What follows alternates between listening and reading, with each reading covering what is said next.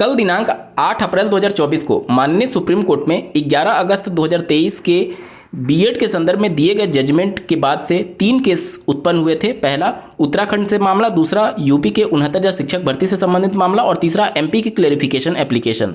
UP के 69,000 से संबंधित जो मामला था, श्री गुड्डू सिंह जी की जो याचिका थी, वो ऑलरेडी उसका कोर्ट ऑर्डर आ चुका था और आज 9 अप्रैल 2024 को जो उत्तराखंड वाला मैटर था उसका कोर्ट ऑर्डर आ चुका है, जो कि आप अपने स्क्रीन पर देख पा रहे होंगे। ये याचिका दायर की गई थी श्री कुलदीप जी के द्वारा वर्सेज स्टेट ऑफ उत्तराखंड। यहाँ पर अगर कोर्ट जजमेंट की बात करें तो देखिए 8 अप्रैल 2024 को इस मैटर को सुना गया और किस बेंच में, तो आप देख सकते हैं ऑनरेबल जस्टिस BR गवई और ऑनरेबल जस्टिस संदीप मेहता जी की बेंच में इस केस को सुना गया। कोर्ट ऑर्डर अगर आप देखेंगे तो यहाँ पर सामने आपके स्क्रीन पर है, upon hearing the counsel the court made the following order. पहला इनके द्वारा ये कहा गया है, permission to file special leave petition is granted, यानी कि अनुमति दी जाती है कि आप स्पेशल लीव पिटिशन फाइल कर सकते हैं। ठीक है। दूसरा देख सकते हैं डिले कंडोन्ड, इसका मतलब ये हो गया कि जो भी लेट हुआ है SLP दायर करने में या फिर जो भी चीज़ें हैं उसको क्षमा किया जाता है कोर्ट के द्वारा।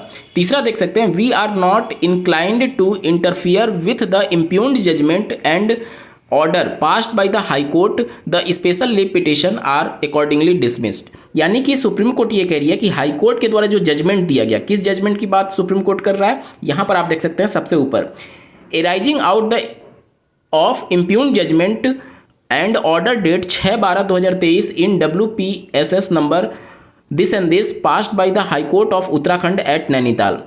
6 दिसंबर 2023 को नैनीताल उत्तराखंड हाईकोर्ट के द्वारा ये जजमेंट दिया गया कि वहाँ के जो ऑनगोइंग भर्ती थी प्राइमरी स्तर की, उसमें से बीएड अभ्यर्थी एलिजिबल नहीं होंगे। उसी को चैलेंज करते हुए बीएड कैंडिडेट्स के द्वारा ये मामला कल लिस्ट किया गया था सुप्रीम कोर्ट में सुने जाने के लिए, जिस पर सुप्रीम कोर्ट ने ये जजमेंट दिया है कि हम जो जजमेंट हाईकोर्ट ने दिया है उस जजमेंट पर कोई भी एक तरीके से उस मैटर में इंटरफियर नहीं करना चाहते, उसमें कोई भी हस्तक्षेप नहीं करना चाहते। और ये कहते हुए उन्होंने ये याचिका जो है वो डिसमिस कर दी है। डिसमिस का मतलब खारिज कर दी है। ठीक है। आगे देखिए, pending applications if any shall stand disposed of.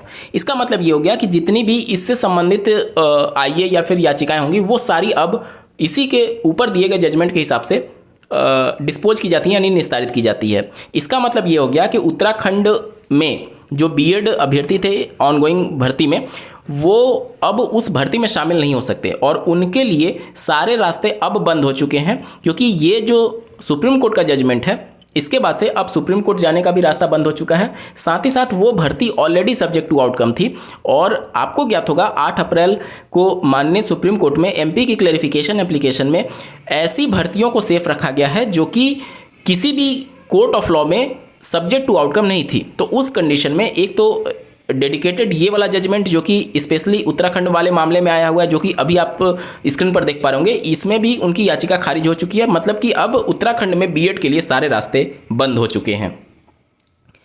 और एमपी की क्लैरिफिकेशन एप्लीकेशन जिसका सभी को इंतजार है, वो अभी ऑर्डर आना बाकी है। जैसे ही ऑर्डर आता है मैं उसके बारे में डेडिकेटेड वीडियो के माध्यम से आपको सूचित करूंगा। इस वीडियो को देखने के लिए आपका बहुत बहुत धन्यवाद। भगवान करे आपका दिन शुभ हो।